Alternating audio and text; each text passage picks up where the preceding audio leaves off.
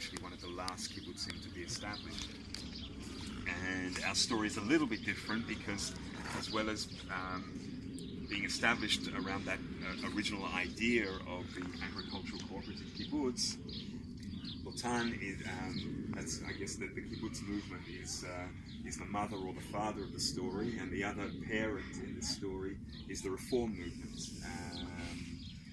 The reform movement, which is a stream in Judaism which tries to create an egalitarian, creative, modern approach to Judaism, where we're taking our ancient sources and also bringing in modern sources. And so the idea was to create a kibbutz where this kind of cultural worldview throughout Judaism would be the basis of what we were doing. Lothan is actually the second kibbutz of the reform movement. The first one was established in 1977, Kibbutz Yehel, and then Lothan in 1983. And the people that came here were mainly graduates of the reform youth movements. So I came here, for example, from Australia in 1989. I grew up in the youth movement in Sydney, and for me it was kind of like a logical progression. Once you get to the age of 24, they kick you out of the youth movement. You're already too old for that, so you have to kind of decide, I had to decide, what am I going to do as an adult? Is this important to me? Do I want to continue it on in some way?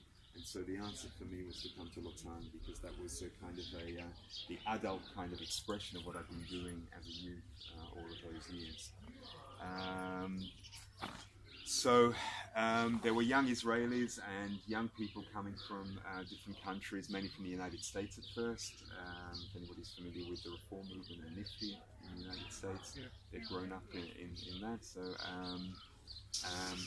joining together here to create this community. Now, Lothan at the start was very much a place of young singles, young couples.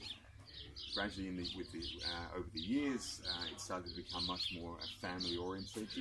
That was the first big change that we went through, from singles to families.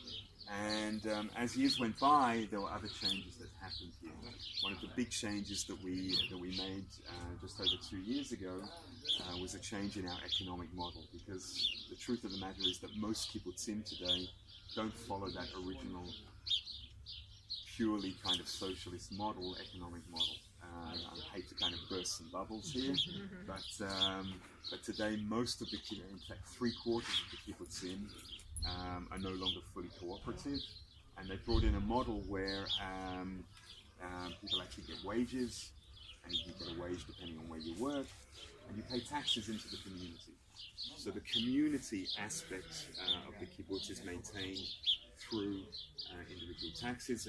For us on Lothan, we have a social welfare net, a safety net for people to make sure that nobody makes below a certain minimum wage. Healthcare if needed, if people get into a difficult situation with health. And we maintain through our taxes the different aspects of the community that are important to us to maintain, such as the cultural aspects, the educational aspects, living together as a community. We still have cooperative businesses which are owned by the whole community together, which is where most of our income comes from. So we have our date plantation. Dates is a very big industry for the whole region here, and the other big industry is the dairy. So dates and milk, or what we could say milk and honey, that's very important basis of the region here. And we also have our tourism business. We have guest rooms here, we run our tea house, which you'll enjoy shortly, and we have our ecological tourism, our ecological workshops and seminars that we do here, which is under that umbrella. And that's also part of the other perhaps major change that we went through here, which was now 20 years ago, our decision to make a move towards becoming a more sustainable community, to take on an environmental agenda, to see how we could reduce our impacts here, how we could reduce what we call our ecological footprint, the resources that we utilize, the impact that we have on the environment. And we started doing this in our own time 20 years ago, this was really not something that was spoken about very much, particularly here in Israel. We were one of the first communities to start thinking about this kind of agenda. And we started doing some experiments and having some fun with it and playing around with some of these ideas. And gradually it grew and became very much a part of the community. And we really try and make a connection between our Jewish cultural worldview and this environmental ethic, which we see as very significant, and they tie in very well together. We discovered how well they tie in together. At the entrance to the park here, there's a passage written from the book of Genesis. Did anybody notice that when you came in? It says, God took the human being and placed the human being in the Garden of Eden to till and to tend.